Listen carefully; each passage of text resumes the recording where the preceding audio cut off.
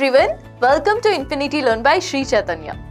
आज के सेशन में हम डिस्कस करेंगे कि कैसे हम अपने नीट एग्जामिनेशन में नेगेटिव मार्किंग को अवॉइड कर सकते हैं। ये हम में से काफ़ी सारे स्टूडेंट्स का कंसर्न होगा कि नेगेटिव मार्किंग हो रही है। हमें कॉन्सेप्ट पता है, हमारे मार्क्स और अच्छे आ सकते हैं, लेकिन हम एग्जाम में क्या करके आ जाते हैं, नेगेटिव मार्किंग करके आ जाते हैं, जिसकी वजह से जहाँ हमारे 600 मार्क्स आने थे वहीं हमारे 500 मार्क्स आ रहे हैं। तो हमें नेगेटिव मार्किंग को अवॉइड करना बहुत ज़्यादा ज़रूरी है। अगर आप 24 के लिए अपेयर कर रहे हो, 25 के लिए अपेयर कर रहे हो, तो आपको नेगेटिव मार्किंग का बहुत ध्यान रखना पड़ेगा। चाहे आपकी फिजिक्स हो, केमिस्ट्री हो, बायो हो, तीनों सब्जेक्ट में आपको नेगेटिव मार्किंग देखनी पड़ेगी। सबसे ज़्यादा नेगेटिव मार्किंग सिली मिस्टेक्स तो आप कहाँ करके आते हो, अपनी बायो के अंदर करके आते हो। तो कौन से ऐसे पॉइंट्स हैं जिसकी वजह से आप अपनी नेगेटिव मार्किंग कम कर सकते हो और अपने मार्क्स को इंक्रीज कर सकते हो।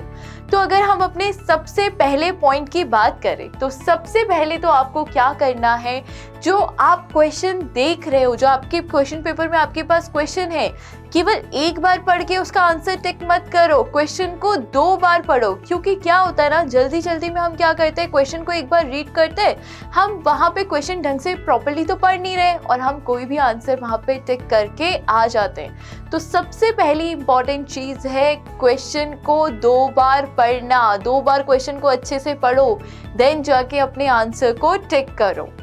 सेकेंड पॉइंट की अगर हम बात करें तो सेकेंड क्या है, हाईलाइट द इम्पॉर्टेंट वर्ड्स। क्या होता है जब हमारे पास पेपर आता है, आई नो पेपर में आपको फिजिक्स, केमिस्ट्री, बायो तीनों सॉल्व करनी है, राइट। आपके पास टाइम तो उतना ही है, 3 hours 20 minutes का आपके पास टाइम है।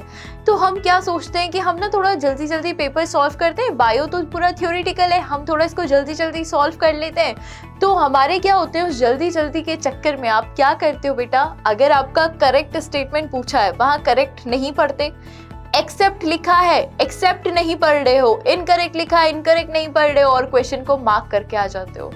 तो कभी भी अगर ऐसे क्वेश्चन आते हैं जहाँ पे करेक्ट क्वेश्चन पूछा है, इनकरेक्ट स्टेटमेंट पूछा है या एक्सेप्ट वर्ड यूज किया है, तो उसको ना नीचे हाईलाइट कर दो, उसको अंदर ना अंडरलाइन कर दो। तो उससे क्या होगा, जब आप क्वेश्चन पढ़ोगे तो आपका फोकस रहेगा कि हाँ यार इसमें आपको करेक्ट स्टेटमेंट पूछा है, हाँ आपको यहाँ पे एक्सेप्ट टर्म लिखा है, या अगर वो कोई इंपॉर्टेंट टर्म वहाँ पे लिखा है तो आप उसको कोरिलेट कर सको। तो ये चीज़ का बहुत अच्छे से हमें ध्यान रखना है।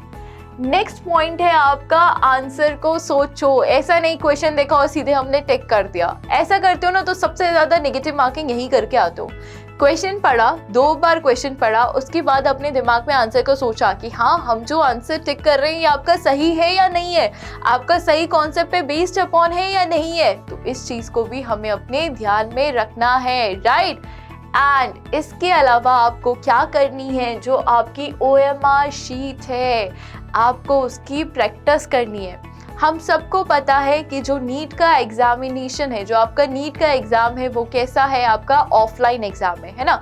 आपके पास जो क्वेश्चन पेपर आएगा ऑफलाइन मोड में आएगा, आपको ऑफलाइन पेपर देना है। तो आपको क्या करना पड़ेगा, OMR पेपर का जो आपका OMR शीट है उसका प्रैक्टिस करो। कैसे, घर पे भी कर सकते हो, ज़रूरी नहीं बाहर जाने की ज़रूरत है। अपनी प्रिंट आउट निकाल लो OMR शीट का और हर संडे अपना फिक्स कर लो कि आपको इतने घंटे बैठ के अपना पेपर सॉल्व करना है और उसके आंसर्स को OMR में फिल करना है। क्या होता है, हम पेपर में प्रॉपर टाइम मैनेजमेंट नहीं कर पाते। हमने आंसर तो पेपर में सही टिक किया, बट हम जब OMR फिल कर रहे होते हैं ना, हम वहाँ रॉन्ग करके आ जाते हैं क्योंकि हम तब जल्दी में होते हैं। तो आपको क्या करनी है, अपनी OMR फिलिंग को प्रैक्टिस करना है, बहुत ज़्यादा ज़रूरी है।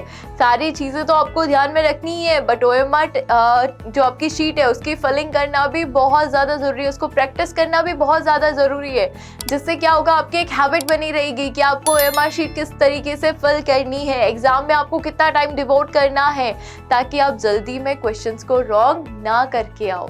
तो ये बच्चा आपकी कुछ छोटे से पॉइंट्स हैं जिनकी हेल्प से आप क्या कर सकते हो, नीट एग्जामिनेशन में जो आपकी सिली मिस्टेक्स है, जो आपकी नेगेटिव मार्किंग्स है, उनको अवॉइड कर सकते हो और अपने मार्क्स को बढ़ा सकते हो। क्योंकि काफ़ी सारे स्टूडेंट का ये कंसर्न रहता है कि हम नेगेटिव मार्किंग करके आ रहे हैं, हम सिली मिस्टेक्स करके आ रहे हैं। तो ये सारे पॉइंट जब आप अपने ध्यान में रखोगे, ना तो आपकी सिली मिस्टेक्स होगी, ना आपके नेगेटिव मार्किंग होंगे, और आप क्या करोगे, अपने एग्जाम में अच्छा स्कोर करोगे।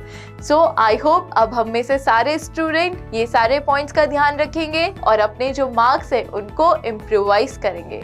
So students, thank you so much.